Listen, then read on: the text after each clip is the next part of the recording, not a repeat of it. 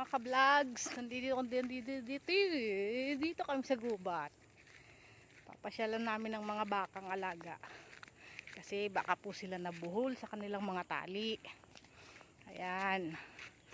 Lalo na po yung mga bagong tali. Naku po. Ayan. Ayan po sila. Diyan. Oo. Marami pa naman siya makakain eh. Ayan o. Ayan, dyan. Dyan po yung mga sugahan nila.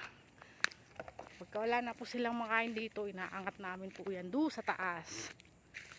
Ayan. Susunod po, ibablog ko, manghuhuli kami ng palaka. Kaya lang gabi yun mga ka-vlogger. Madilim. Dito din po kami nanguhuli ng palaka pagka may tubig. Kasi dito sila nagpupuntahan. Ayan. Diba?